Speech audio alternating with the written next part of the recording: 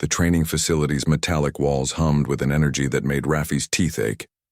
Around him, cadets from 17 different species nursed their injuries, their various forms of blood creating a rainbow of defeat across the sterile floor. Only 2 humans remained standing in the vast chamber, himself and Alvina.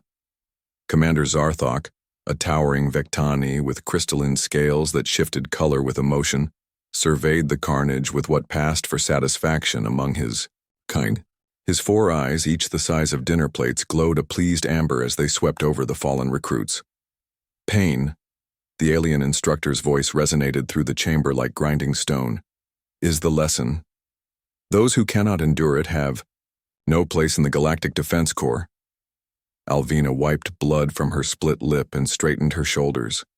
Despite the neural disruptor burns across her arms and the obvious limp from where the gravity manipulator had slammed her into the wall, she wore that same infuriating smirk that had gotten her into trouble since their first day at the academy. "Is that all?" she called out, her voice carrying across the stunned silence. The other species stared in various forms of horror. A Malarian, whose species was renowned for their pain tolerance, chittered in disbelief.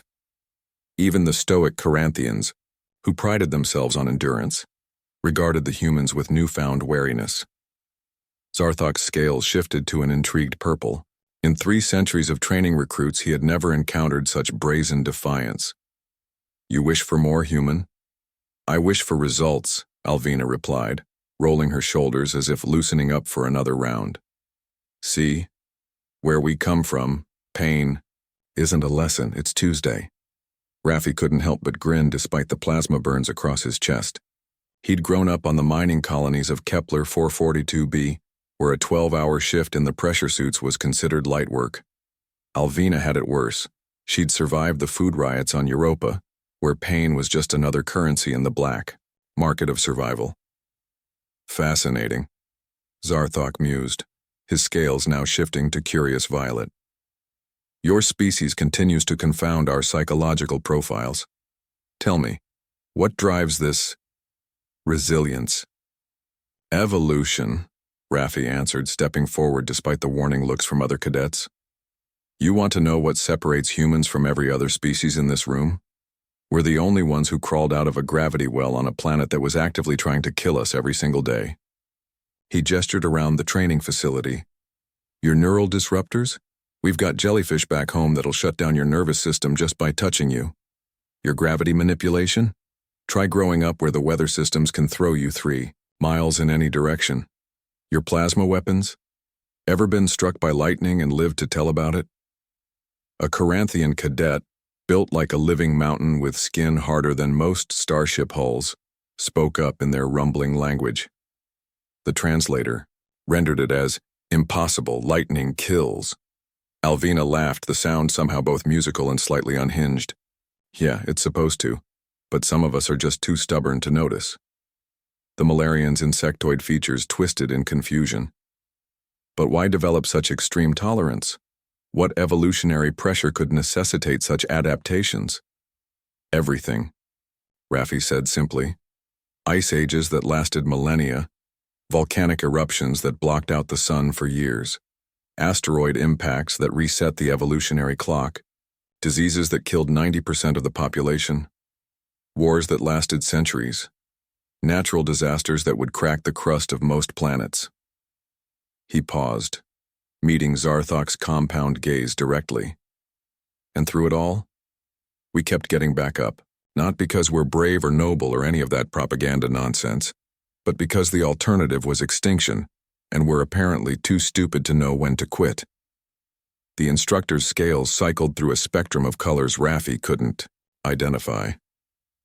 "And this stubbornness? You consider it an advantage?" "Damn right we do," Alvina said, finally dropping her defensive stance. "See, most species develop intelligence to avoid problems. Humans? We developed intelligence to solve problems that should have killed us. There's a difference." She gestured to her injuries with casual indifference. "This pain you're using as a teaching tool. We call it character building. The real lesson isn't learning to endure suffering, it's learning to thrive in spite of it." Around the chamber, the other cadets were slowly picking themselves up, watching the exchange with growing amazement. The Vectani instructor stood motionless for long moments, his scales shifting through colors that had no names in any human language. Finally, Zarthok spoke. In 3 centuries of service, I have trained warriors from over 200 species. I have broken the proud, humbled the arrogant, and forged soldiers from the most unlikely material. His voice dropped to something approaching reverence. But I have never encountered a species that treats suffering as a warm-up exercise. He approached the 2 humans, towering over them like a living monument to alien evolution. You will make formidable soldiers or terrible enemies. Alvina's smirk widened. Why not both? The instructor's scales flashed bright gold, the Vectani equivalent of laughter. Indeed, class dismissed. Humans report to advanced combat training tomorrow. Everyone else. He surveyed the battered alien cadets with something that might have been pity. Perhaps you should observe. As the other species limped toward the medical bays, Raffi and Alvina walked calmly toward the exit. Behind them, whispered conversations in dozens of languages followed their passage, and Raffi caught fragments through the universal translators. Heard they evolved on a death world. Surviving their own planet was harder than our worst military campaigns. No wonder they're so. The comments faded as they reached the corridor, but Raffi could feel the weight of alien stares. He glanced at Alvina, who was examining her injuries with professional interest. Think we overdid it? He asked. Her smirk never wavered. Raffi, my friend, we haven't even gotten started yet. And somewhere behind them, in 17 different languages, the other cadets were learning a new word. Human.